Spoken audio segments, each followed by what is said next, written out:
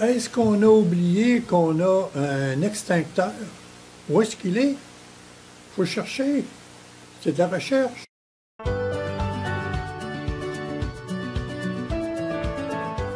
L'histoire commence ainsi. J'avais ben la moitié de l'âge que j'ai maintenant, donc ça fait très longtemps. J'avais une vieille grange dans ce temps-là, elle a été soufflée par le vent. La couverture en tôle avait besoin de quelques vis pour reprendre sa forme. Ah, j'avais tout ramassé ce qu'il faut. Des vis, une perceuse, des tournevis avec des batteries, des échafauds, des échelles, puis un harnais de sécurité. C'est glissant, une couverture en tôle. On m'a suggéré un ouvrier bien spécial. C'était comme un coq. C'est un gars qui aimait les toits. Très tôt, un bon matin, je l'amène sur les lieux. On examine les préparatifs et je repars.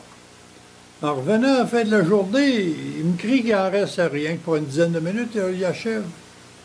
Alors, quand c'est fini, il jette le harnais au sol en criant « J'en ai pas eu besoin !» Je suis resté avec sa déclaration « Il n'en a pas eu besoin ». Je comprends que s'il s'agissait d'outils, il n'est pas nécessaire que ça serve à toutes les tâches puis tout le temps. Mais il y a des affaires comme un masque durant une pandémie, une ceinture de sécurité, un harnais pour éviter de glisser. Ça ne sert pas tout le temps, mais ça atteint son moment de pertinence. Quand un enfant demande à quoi ça sert, on trouve facilement la réponse. Mais il faudrait ajouter « ça ne sert pas souvent, ça attend ». On est très patient avec un extincteur à incendie, avec un détecteur de fumée, avec un détecteur de gaz carbonique. On n'en a pas besoin. On attend une catastrophe avant d'en parler. Franklin avait bien raison. On devrait se faire un paratonnerre. C'est inutile tant qu'il n'y a pas de foudre qui me cherche. Alors, on apprécie la protection contre le feu. C'est une découverte que Franklin a faite en jouant avec des cerfs-volants. Est-ce qu'on ne devrait pas, comme Franklin, prévoir des paratonnerres pour toutes sortes de situations? On pourrait appeler ça des « ça sert à rien tant que ça sert pas ». Les fusibles, les disjoncteurs, la laine minérale, les vestes de flottaison, les freins manuels.